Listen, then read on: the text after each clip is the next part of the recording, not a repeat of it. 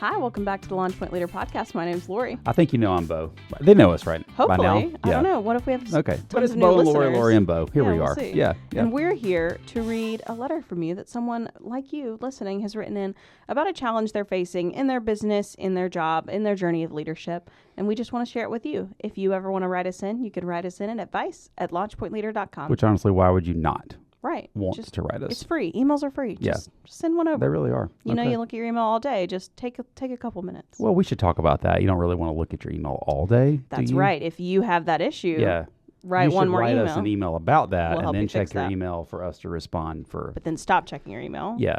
We can cover that in the episode. Perfect. Yeah. Don't we have something to talk about We today? do. We Let's do have it someone then. that's Okay, written in a great. letter that says, Dear Launch Point, I own a new-ish company, and we luckily have seen continued growth. Recently, we passed the 50 team member threshold. It's crazy to think that a company I started in my basement now provides careers for so many people. It also has made me get more serious about the structure of my business. Currently, I'm still running everything day to day, and it is exhausting. I know that I need to build a team under me and place some leadership structure, but I really don't know where to start. I grew this business because of a passion for what we're doing and our mission, and I never had held a high leadership role before this. So please help a fellow entrepreneur out and give some insight onto how to start structuring a leadership team. My team thanks you in advance. Best starting structure. Hopefully, with 50 folks, you moved out of your basement, or you have a really large basement. Right. I'm going to say they've moved out of the basement. Yeah, that's the hope. If not, we should probably address that in another off-the-record segment. But congratulations on starting a company and going from your basement to 50 folks working. That's pretty huge. I think, so before I go into what I had originally planned on talking about, Right. I as you read that back, I picked up on a couple of things that I want to address first for this particular leader. Sure. They started this company as a passion. Mm-hmm. They loved something that they could get to do, or a service they got to provide, or a good they got to create. And as they provided that in a great way, obviously it grew, and the complexity grew, and the need for leadership grew as well. I think it's important to understand that every creative doesn't always have to feel the pressure to be the leader of the company as well, and engage in the day-to-day management of the business. Now, most of the time that is the case, right? But as you're thinking about the structure to create for this individual, I would ask you to think about, are you feeling the need to be the leader? I know it's your company, it's your baby, all those things, that's great. But if you don't quite have that skill set yet, and it drains you to lead people, but the creative piece, the why you got into creating this in the first place is what fills you up, then as we talk about these structures, think about how to continue to maintain creative control and ultimately maybe decision-making control. But if you've got somebody else that's a management person that can oversee the management functions that might drain you, then that's important to think about too. So structure-wise, I would say you don't have to stay with where you start. And for us, I think we've got four main structures of leadership teams and organizations that we typically talk about.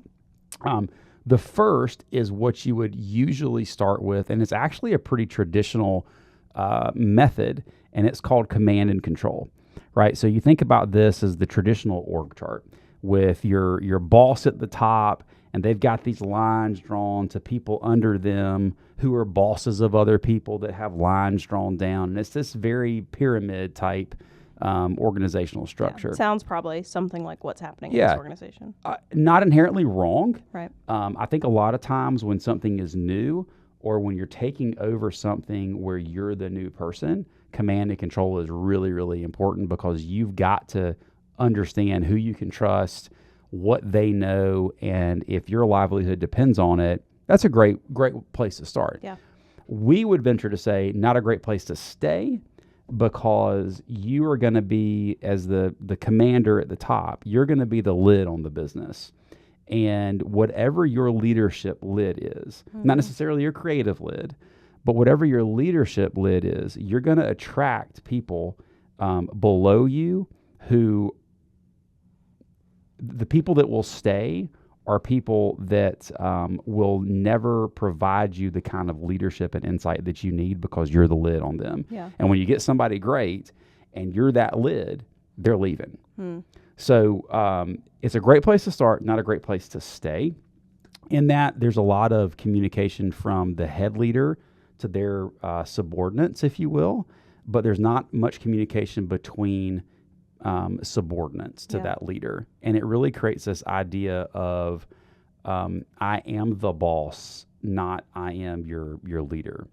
The second type, though, we call the quarterback. So if you think about a huddle football, you think about in the middle of the huddle is the quarterback, and they're typically the ones that's calling the, if you don't know what football is or whatever, this is American football, not the other stuff, not the stuff where you kick it, right?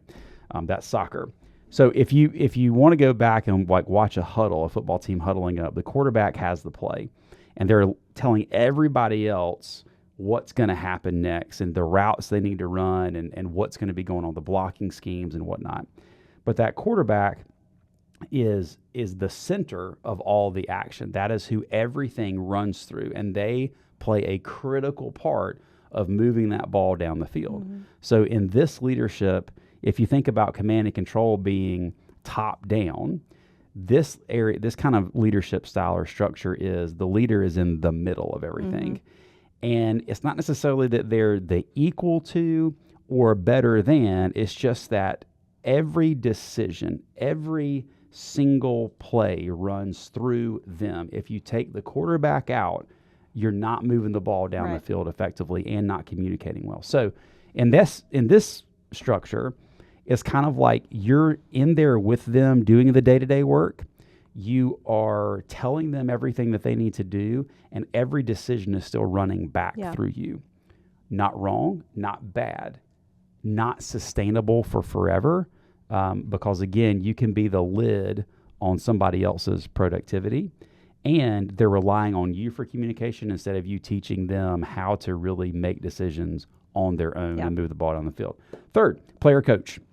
Again, I know this is a sports analogy, right? They used to have player coaches, especially in baseball, and they no longer have those. And there's a reason. It didn't work.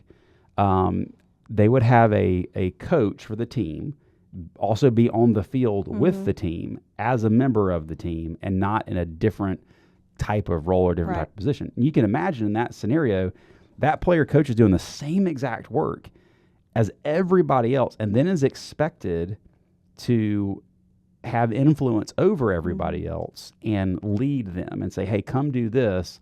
When if they're on the field and it's like, well, you went 0 for 4 today and got no hits. How am I supposed to follow you? The player coach isn't bad. It creates a lot of camaraderie. It creates a lot of, hey, we're in this together. It creates a lot of team unity and bonding. But if you're going to grow your business from 50 to 100, I don't think you can stay a player coach forever. Right. So we recommend what we would call the high performance leadership team, HPLT. There's some books on this. It's not our original idea, but a high performance leadership team, if you think about the structurally, it's you've got a group of leaders who all work together cohesively, and you as the entrepreneur, as the leader of this team, you're not necessarily a part of that group. You influence that group. You speak into that group. They don't need you to tell them what to do. They need you for some vision casting, but they don't even need you for accountability. So some characteristics of a high performance leadership team are people are all on the same page with regards to why they're doing what they're doing. They're the clear and common sense of purpose. They have shared goals that impact all of them. They provide one another accountability, not boss to them accountability. They value and participate in teamwork. And in this type of structure, it really taps into the ability of everyone on the team. There's communication between all. And so you then get the impact of everyone's heart, head, mind, and it raises the lid on the business, whereas you might be the lid on these other places. So that's a lot. Yeah. We've got some... I think we've got some graphics that can show this if anybody's interested of what these types look like. But I'm going to stop talking for a second and kind of see what you think about that and what your thoughts are. Yeah, I think my thoughts go to really just how for starting structure, how do they start this? Because almost sometimes when you hear about these different levels, people, you almost get the sense of you have to go through each level to get there, right? So does, say, starting structures at command and control right now, do they have to be quarterback? Do they have to be player coach to like work their way up to that? Or how do they start building an HPLT high performance leadership team from where they are today with sounds like no real leadership structure? Yeah, I think you know where you are right now. You probably know the people that you've identified in your current company that could take on some type of leadership role. Right. And so if those people, if you're not incredibly confident in them, or if you don't know them well, or if you're just kind of like, these are the best of what I have, I would definitely recommend a command and control or a quarterback kind of deal until you can see who starts to step up, who needs a little bit less of you, and who starts to kind of be the team captain and do some of these things inherently. As you work towards the HPLT, one of the best things you can do is as you get people on your team or identify people who you think could be leaders in this kind of scenario. And by the way, high performing means you're high performing. Right. Like you're performing at a very high level. As you begin to get those people, give them complete and total responsibility, much autonomy, and clear expectations, and let them go do what a leader does, which is build their team, grow their department, own their area, and have a routine check-in with them where you both agree we're looking at these metrics, because that's what HPLT is. You agree these are the metrics by which we're measured. Right. This is the purpose for why we have these metrics. This is what we're trying to accomplish. These are the guardrails, and these are the expectations. So those regular routine check-ins then let you see, is this somebody that can actually be a future leader for me, not just a current placeholder, but can they help me lead the business into the future? So give them real responsibility. Let them fail. Let them win. Give them the autonomy they need with guardrails and a routine check-in. Yeah, so that's good. So I hear your first step is to really evaluate the team you have, right? See who has current potential, see if you can start giving them some responsibilities like this. And then if you're in a situation where you realize you've got a lot of great people similar to you that are great in technical roles, but maybe don't have that leadership skill, you can't go straight to a high performance leadership team. You can't just give a lot of people a title and expectations without the follow through and that kind of accountability there. So maybe you do step into kind of a quarterback role, and then you work on the recruitment side and focus more on those leadership qualities to bring in that higher level talent for those certain things and start working with them in that way. Completely agree. And the other point I would make too here is you don't have to wait until you get somebody that has proven that they're going to be a big L leader for you into the future. Start breaking apart, because I think this person has said too, this listener has said that like it's becoming just a lot. Yeah, it's exhausting. Exhausting, yeah. So don't wait for the perfect leader. Break some of the things down that you do on a daily basis and go, how can I systematize this? And who is somebody that seems to demonstrate that they are a responsible person? Who can I give this to with a routine check-in method so that it doesn't get too far off the tracks? That's something you can always do, and that's actually a good tester before you put somebody in a true leadership role, is can they handle additional responsibility that frees you up to be that creative or to be to think about things differently than what you might have to do if all of the day-to-day responsibilities rest on you. Yeah. That's good. I think those are really solid steps to be able to take. A lot of research for starting structure. And then in general, say you're a leader. I think the first time you kind of went through this model with our team, it was really eye-opening to me and kind of showed me that I was getting stuck in quarterback or player coach a lot of the times, and I wasn't really allowing my team to level up. I was being a cap and not realizing it.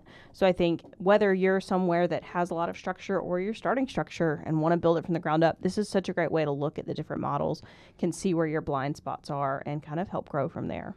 Yeah, and this is actually, this is something I am incredibly passionate about. I don't know if that comes through or not, but I love helping teams get to this point because this particular thing has been such a huge part of my career and my journey of, there were many times along the way that I was not running an HPLT And I was absolutely the cap on my business, and the people that wanted to work for me were not the people that were going to be great for the company into the future. Yeah. Not because of them, but because of the limits that I put on it. So we'd love to help you, whether it's writing in and we can talk more about it, whether it's reaching out to us. Yeah. We can really dive deep with you on even assessing where you are, helping you self-assess where you are, and just some practical next steps when it comes to 5 or 6 key categories that'll help you move from wherever you are right now to closer to where you want to be. Absolutely. So, yeah, please reach out. Yeah, thank you so much, Starting Structure. And thank you all for listening. We really appreciate the time put in just listening. And if you're someone out there who's going through something similar you want to write in about, or something different that you want us just to have our thoughts on and give some input, write us in at advice@launchpointleader.com. Thanks so much. We'll see you next week. Thanks.